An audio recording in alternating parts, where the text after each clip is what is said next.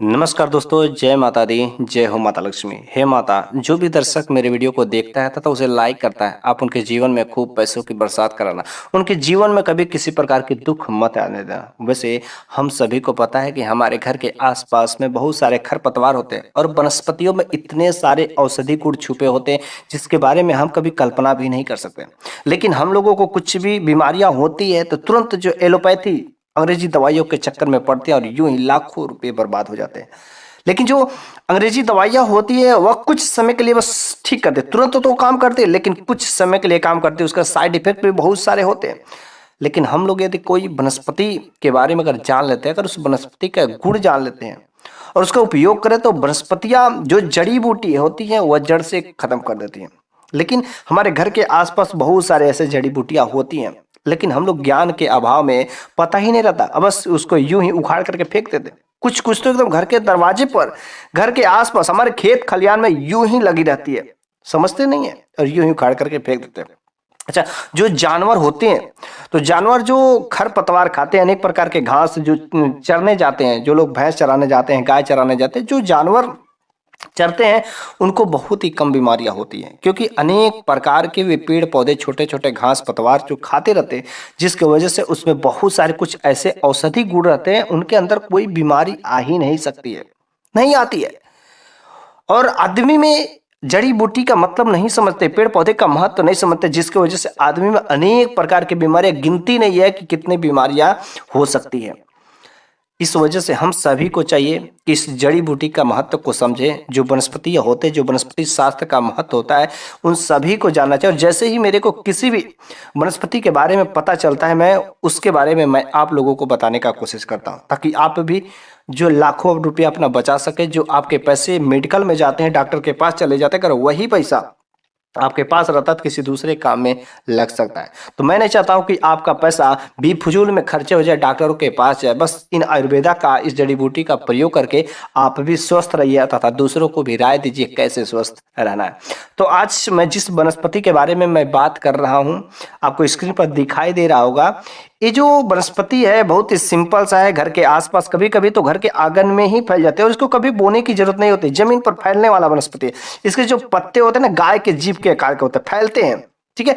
तो इसका जो नाम होता है ना, मैं आपको नाम बताना चाहता हूं, अलग अलग जगह पर अलग अलग नाम से जाना जाता है। कहीं कहीं पर इसे गोजिभा के नाम से जाना जाता है, कहीं पर इसे गोजी के नाम से जाना जाता है, कहीं पर इसे खड़पट्टी के नाम से जाना जाता है, या यदि देखा जाए तो कुछ लोग हिंदी में तो इसे गोभी भी कहते हैं, जंगली गोभी के नाम से जाना जाता है, गोजी के नाम से जाना जाता है, गर्जी के नाम से जाना जाता है, अनेक प्रकार के नाम है। मैं आपसे एक बात पूछता हूं कि आपके एरिया में कहां पर है और आपके एरिया में किस नाम से जाना जाता है, कमेंट बॉक्स में जरूर बताइएगा, ठीक है।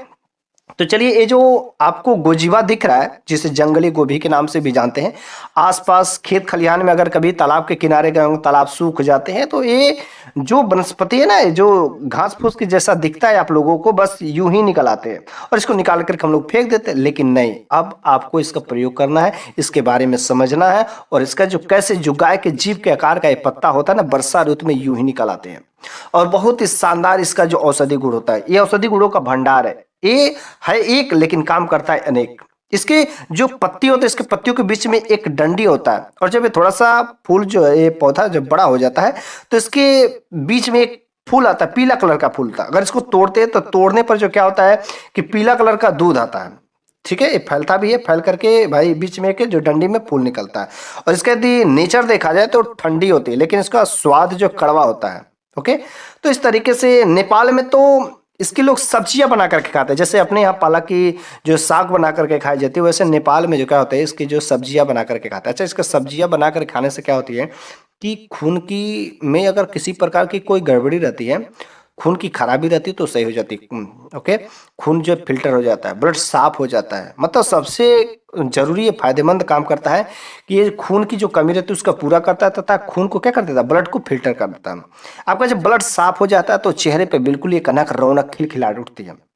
आप रहेंगे 40 के, लेकिन दिखेंगे 20 साल के, 25 साल के, नौजवान एकदम यंग दिखेंगे। इतना खून का प्रभाव होता है। यदि आपका खून ताजा है, आपके खून में किसी प्रकार की कोई कमी नहीं है, खून साफ है तो आपका चेहरा बिल्कुल ही खिलखिला उठेगा। बस इसको यदि आप सेवन करते हैं तो 100% है आपके साथ भी ऐसा होगा। अच्छा, नेपाल में जो लोग देखो देखो कितने गोरे गोरे होते हैं, एकदम चिकने होते हैं, इसी वजह से, क्योंकि वे लोग अनेक प्रकार के कुछ जड़ी बूटियां होती है जिसका सेवन करते हैं, पहाड़ के किनारे होते हैं, जिसकी वजह से वे लोग समझते हैं और उसका यूज भी करते हैं। दूसरा नंबर का जो हम लोग इसका इस्तेमाल कर सकते हैं दांत के दर्द के लिए। यदि दांत में सड़न हो गया हो, ठीक है, दांत में जो है सोते समय दर्द होता है, दांत में कुछ भी खाते हैं, ठंडी चीजें खाते हैं तो झंझनाहट होता है, दांत के टूटने की समस्या हो, दांत सड़ने की कगार पे आ गई हो, मसूड़ों से खून आता हो, मतलब अनेक प्रकार की दांतों की ऐसी समस्या हो, तो बस इसका काम करिएगा।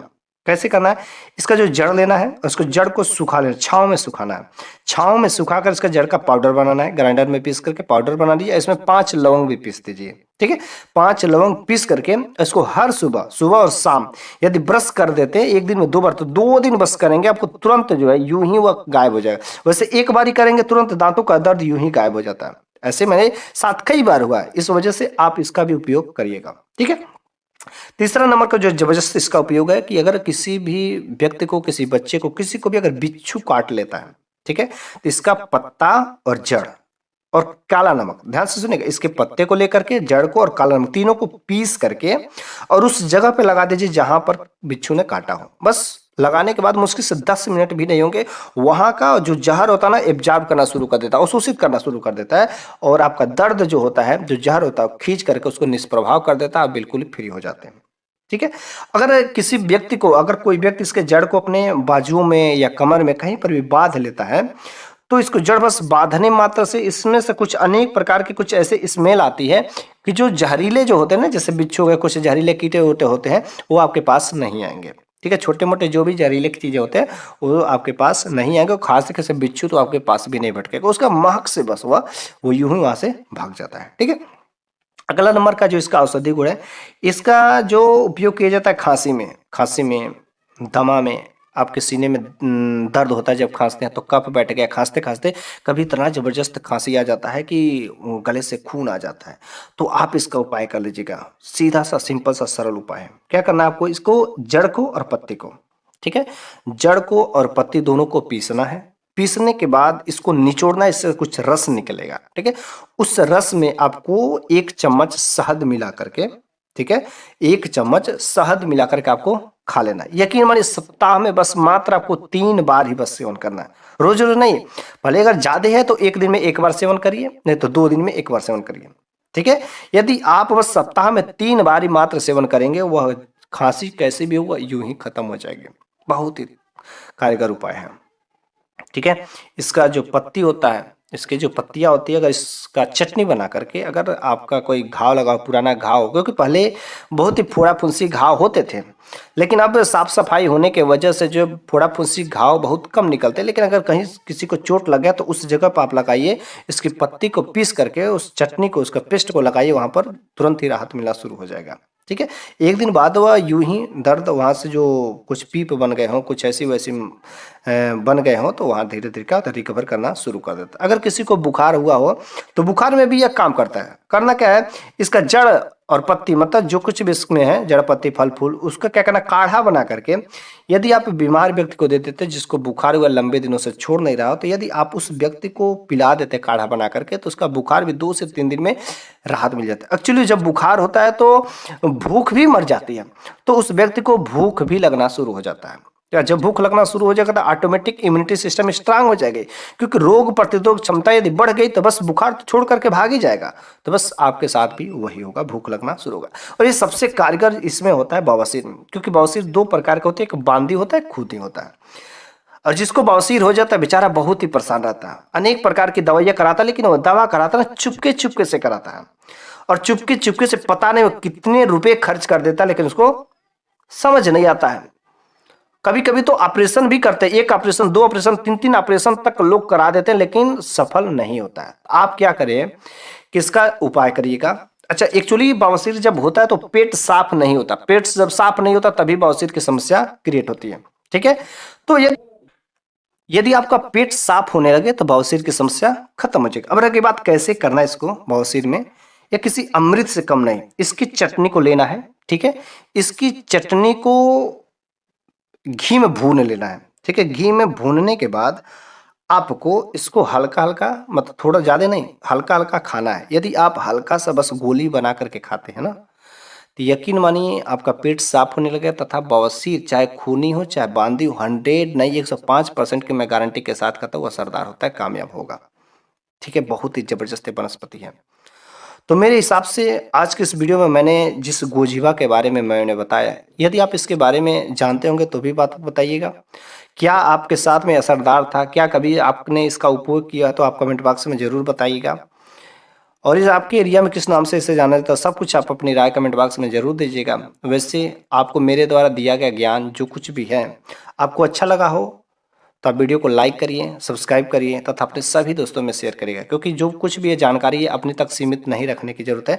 आप अपने तक सीमित मत रखिएगा, दूसरे लोगों के पास भी शेयर करिएगा ताकि हम लोगों के भारतवासी में, भारत देश में इस वनस्पति का ज्ञान होना बहुत ही ज़रूरी हो रहा है, जो धीरे-धीरे लुप्त होता जा रहा है और लोग जो अंग्रेजी दवाइयाँ की तरफ बढ़ रहे हैं। तो अंग्रेजी दवाइयाँ की तरफ मत भागिए, लोगों का पैसा बचे और आयुर्वेदा पर ध्यान दें।